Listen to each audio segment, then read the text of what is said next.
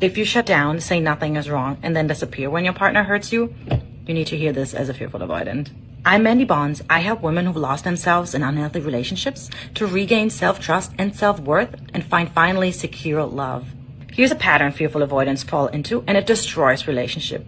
And I totally used to do that. So when your partner hurt you or disappoint you, your nervous system goes into shutting down. And then your partner usually notices a shift in behavior and then asks you, hey, what's going on? And you respond with, nothing, everything's fine. Maybe a bit spiteful.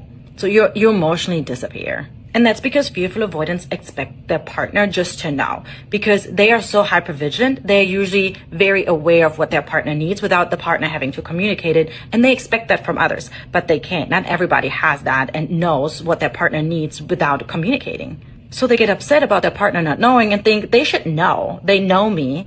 But the thing is, they can't without communicating.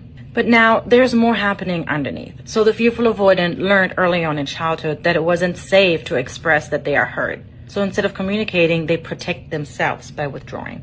And their mind then jumps to extremes. And that's because they have these unhealthy expectations of that relationships need to be perfect. So if anything ever goes wrong, they're like, you're dead to me. Or they think, oh, you hurt me? I will definitely not be vulnerable to someone who hurt me. Or they cut out people completely. So the thing is, fearful avoidants have to learn that there's no perfect relationship. Things like that happen. We hurt each other sometimes. And then the solution is to communicate that and be vulnerable.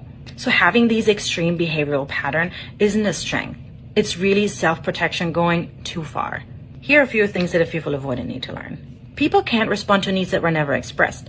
Mind reading is really a trauma response. It's because the fearful avoidant in childhood had to read their caregiver's mind and adapt to that situation to feel safe. Fearful avoidants also need to learn that hurting each other sometimes it's normal and that they have to be then vulnerable afterwards because true vulnerability creates connection. Vulnerability is what creates trust and not disappearance. You can stay present and feel protected. If this resonates, sign up for my weekly newsletter as I go deeper into these topics.